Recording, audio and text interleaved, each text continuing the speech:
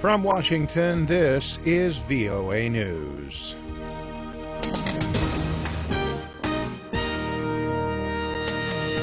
I'm David Byrd reporting. President-elect Donald Trump has praised Russian President Vladimir Putin's decision not to expel U.S. diplomats after the Obama administration imposed new sanctions against Russia.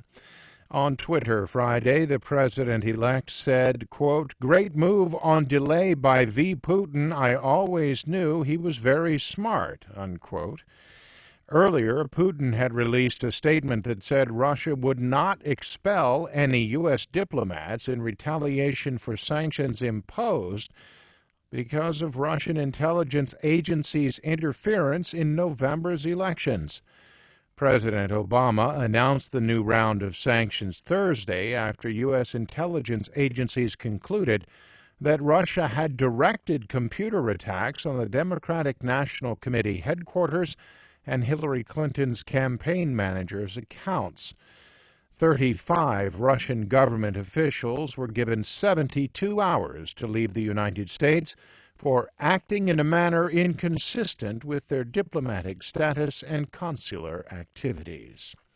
Trump's support for Putin puts him at odds not only with the Obama administration, but also with members of his own party. Republican Senator John McCain is visiting Ukraine and said Friday that Russian hacking of American computers is an act of war. When you attack a country, it's an act of war. And so we have to make sure that there is a price to pay so that we can perhaps persuade the Russians to stop this kind of attacks on our very fundamentals of democracy. McCain, the chairman of the U.S. Senate Armed Services Committee, has scheduled a hearing for next Thursday on foreign cyber threats. For more on these stories, visit our website, voanews.com. This is VOA News. A nationwide ceasefire appeared to be largely holding Friday across most of Syria. However, there were clashes near Damascus and Syrian government airstrikes against rebels in northern Hama province. The Britain-based Syrian Observatory for Human Rights reported Syrian government warplanes carried out at least 16 airstrikes against rebels in northern Hama province. The observatory added that Wadi Barada near Damascus had also been attacked, but the Syrian military denied that claim.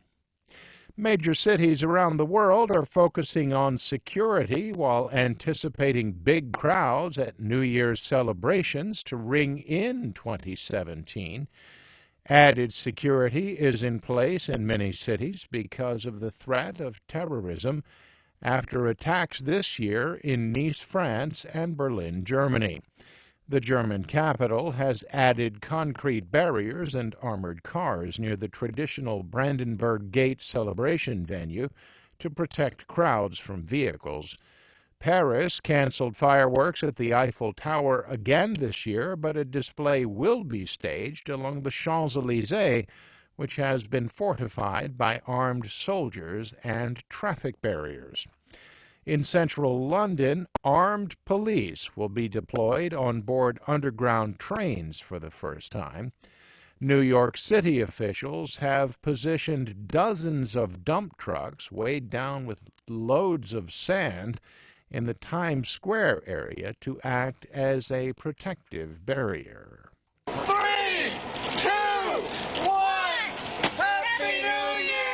Meanwhile, they tested the giant crystal ball that will drop in New York's Times Square at midnight Saturday.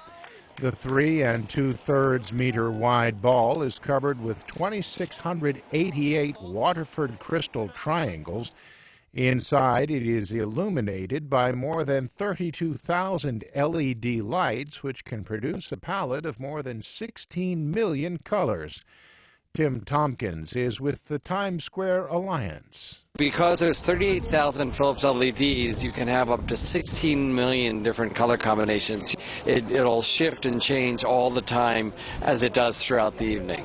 Outgoing UN Secretary-General Ban Ki-moon is scheduled to flip the switch that will start the ball's descent just seconds before midnight in New York on Saturday.